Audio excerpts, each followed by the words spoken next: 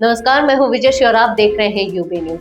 भारतीय दूरसंचार नियामक प्राधिकरण यानी कि ट्राई ने 23 दिसंबर को टेलीकॉम कंपनियों के ग्राहक आंकड़े जारी किए हैं।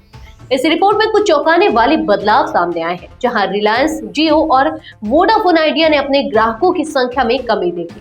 वहीं बीएसएनएल और एयरटेल ने अपने यूजर्स की संख्या में बड़ी बढ़ोतरी की। भारतीय एयरटेल की ग्राहक संख्या में अक्टूबर माह में 19,28,000 की बढ़ोतरी हुई है। सितंबर में एयरटेल को 14,35,000 ग्राहक गंवाने पड़े थे। इसके बाद बीएसएनएल ने 5 लाख नए ग्राहक जोड़े हैं।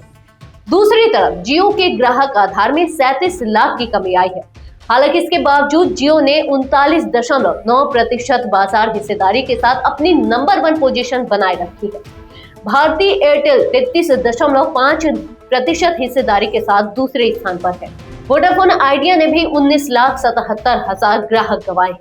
इसका बाजार हिस्सा घटकर 18.30% हो गया है। इस समय भारत की निजी टेलीकॉम कंपनियों के पास कुल वायरलेस ग्राहक बाजार का 91.78% हिस्सा है, जबकि सरकारी कंपनियों बीएसएनएल और एमटीएनएल का हिस्सा सिर्फ 8.22% है। ट्राई के आंकड़ों के बाद तीनों कंपनियों के शेयरों में लगभग 2% का उछाल देखा गया है। ट्राई की रिपोर्ट में यह भी कहा गया है कि देश के अधिकांश हिस्सों में, खासकर मुंबई, कर्नाटक, असम, गुजरात और ओडिशा को छोड़कर अक्टूबर में ग्राहकों की संख्या में गिरावट आई है।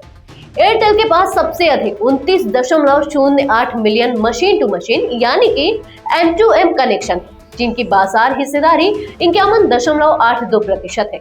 इसके बाद वोडाफोन आइडिया 26.75%, जियो 15.95% और बीएसएनएल 5.48% का स्थान है। इस बीच बीएसएनएल ने अपने 4G नेटवर्क को और भी मजबूत किया है। कंपनी ने बिहार में 2000 नए टावर लगाए हैं, जिससे राज्य में इंटरनेट की गति तेज हुई है। यह कदम बीएसएनएल के लिए फायदे का साबित हो सकता है, क्योंकि अन्य टेलीकॉम कंपनियों ने अपने प्लान्स की कीमतों में बढ़ोतरी की है।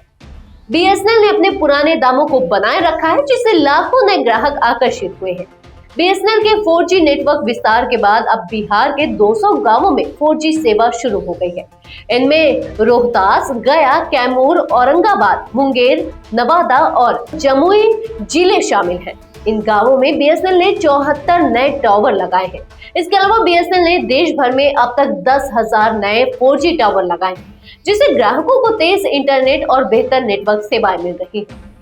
बीएसएनएल ने यह भी घोषणा की है कि कंपनी जून 2025 तक पूरे देश में 4G नेटवर्क की उपलब्धता सुनिश्चित करेगी। इसके बाद ग्राहक अपनी क्षेत्रीय नेटवर्क समस्याओं को दूर करने में सक्षम होंगे और वे तेज इंटरनेट का उपयोग कर सकेंगे।